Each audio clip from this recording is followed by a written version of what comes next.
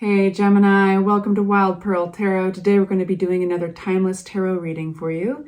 And the idea is whenever you see this, that's when it counts. So that being said, of course, be real with yourselves. Not every Gemini reading is going to hit every Gemini, but I'll do my best to interpret the energy in versatile ways. You're all going through different things, although the energy of the reading will remain the same. We're going to start with Oracle. And these Oracle cards are just, this is the first Oracle deck is really an affirmation deck. This is going to be the affirmation for today. I will not remain stuck. I choose change. Right on.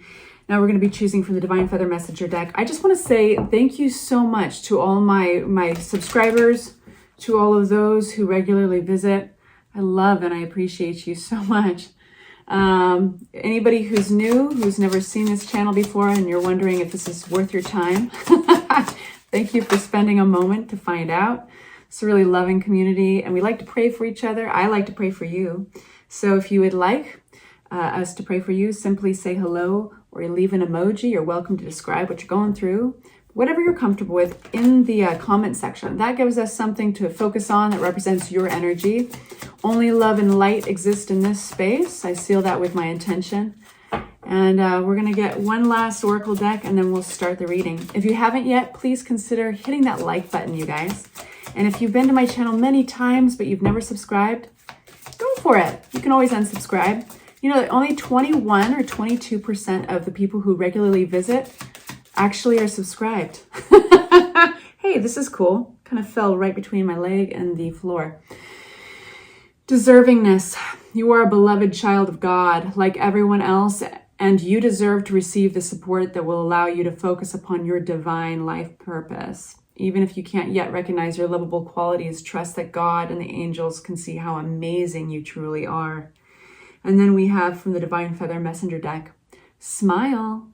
You will soon experience a wonderful journey of inner discovery.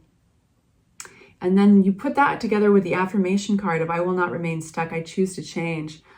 Wow, it seems like so far the theme has something to do with very much an internal awakening, like a self-awakening towards your confidence, your self-esteem. I wonder what's happening in your life that you're being positioned that way. Let's find out. At the very end of this reading, I'm actually going to choose a mudra. This is an oracle deck that I just got, and I'm really digging it. Each one is a hand gesture, and they're kind of like physical prayer, you know, that you can take along with you in your personal life and empowers us. All right, so enough talking. Let's get into it. What's coming towards Gemini? What do they need to know? Only taking the cards that fly out on their own. This is a conversation, and we read them how they fly. We'll read that one off the floor, apparently. All right, so first we have King of Swords. That's your energy. King of Swords is all about clarity. It's all about seeking truth, awareness. We have Ace of Swords, which really exaggerates that. This is actually a gift. All the aces are basically, I like to think of it like the hand of God just dropping something on your lap. In this situation, it's really around mental strength, courage, clarity around something. We have Five of Cups and...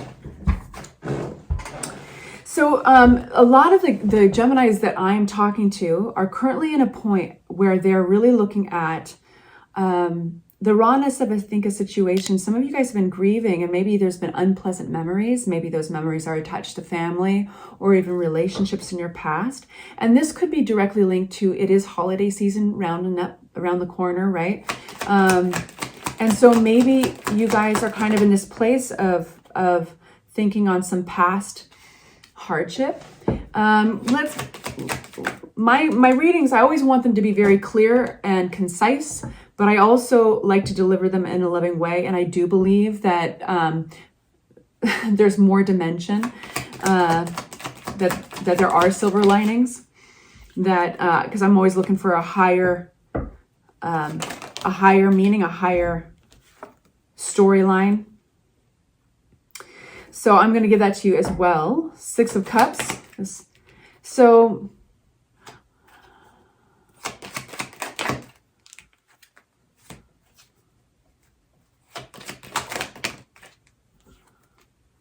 okay, I love that. Wheel of Fortune comes out for you.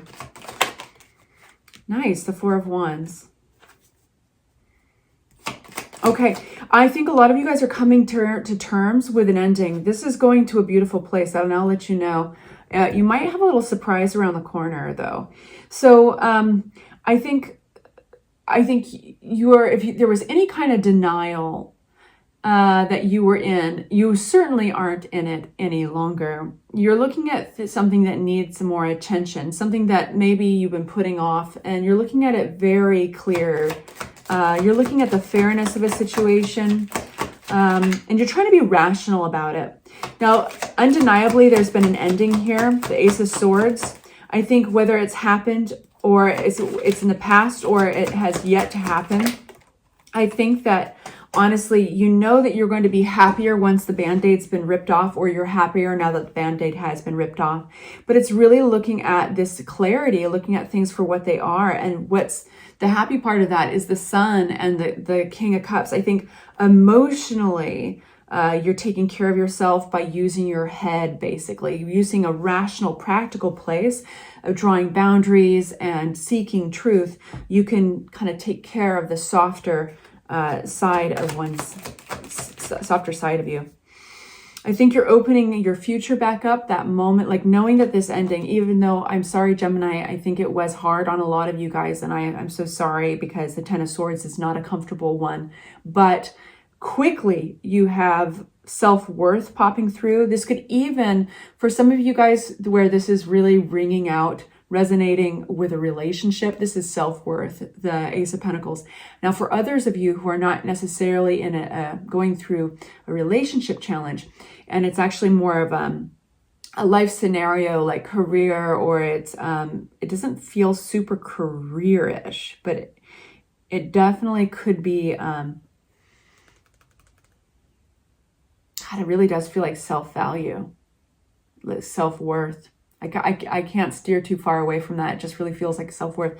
This is allowing yourself to kind of pull that Band-Aid off. Do what you that needs to be done so that you're taking care of yourself. We have the Five of Cups. There's a sense of not giving up on your plans. You are going to be making fresh plans, developing a very new and clear plan soon. And sure, maybe there's a little bit of downtime you need, maybe there's a little bit of grieving a loss, but I think that you bounce up, because we have the Two of Cups, bounce up just like this card. For a lot of you guys, there's a little bit of closure to be had through communication. I wouldn't be surprised if somebody actually reaches out to you for that communication. And here's where we get really interesting. The Six of Pentacles. What's the Three of Cups here for my Gemini? I need a little bit of clarity because this is an interesting storyline here. Some of you guys are revisiting the past quite a bit, kind of the commitments you've made to others. You might be ruminating, having memories of asking yourself, did these relationships balance out? Did I give more than what I was getting? Were they...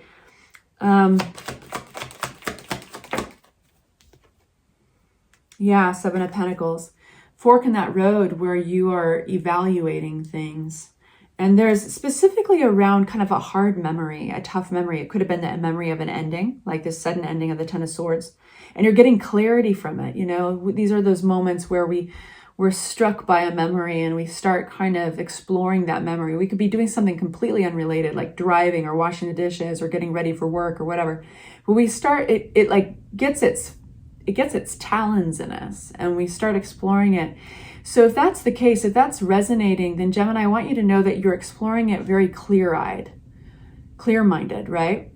You have, you're not going to be pulling the wool over your eyes in any way.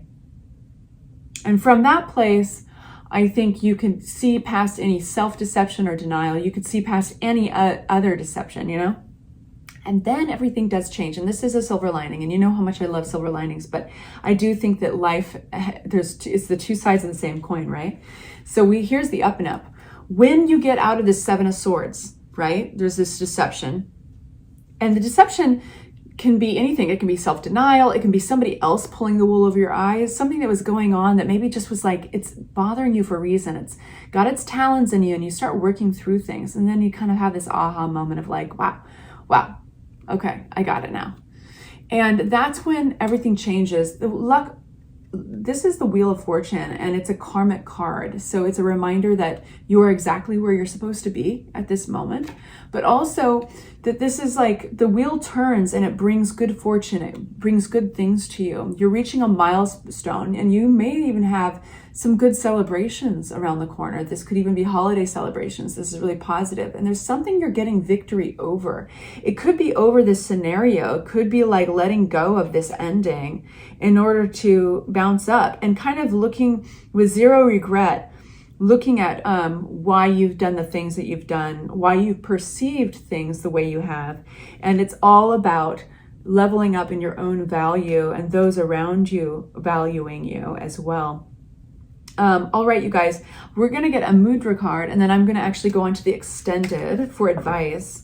Let's see what pops out for you. So each one of these is a hand gesture, and it comes with an affirmation. For my Geminis, a little bit bigger deck.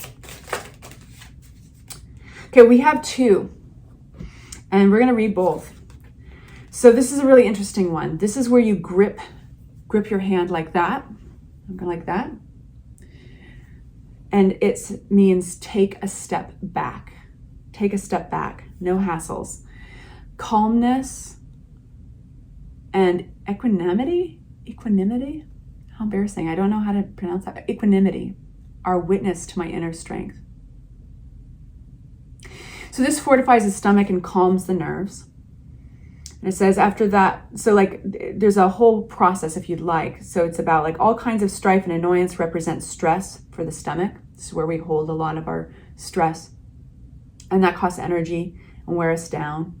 If anger is unavoidable, let it flow by drumming on a wall with the fists. Then practice this mudra and bang on it like punch a pillow. And you just simply grip your hand like this. While you are keeping the mudra, breathe in slowly through your nose 10 times and breathe out loudly and forcefully through your mouth. So this is the stomach mudra, and it's meant to calm you through anxiety, any kind of anger. And then we have magic, bewitched. This is a really interesting one. You're going to rest your finger like this against your thumb. It's not necessarily very natural. And then you're going to press your middle finger in like this. It's kind of like as if you're making those shadow puppets, right? Woo, like that. Okay, so I'm such a dork. I'm sorry, you guys. So yeah, so you're going to put these together, and this means magic. I love that. My life is encompassed within the great secret of the universe. I have faith in its benevolence. So this is where you picture yourself in some holy place, a great cathedral or a temple. Let yourself be infused with the magical atmosphere so that you can receive an inkling of the great mystery which determines the hidden meaning in our lives. I love that. Sorry for my bumbling. All right, you guys, I will see you at the extended. If this is where I leave you, I appreciate you so much. I hope that was helpful. Take good care.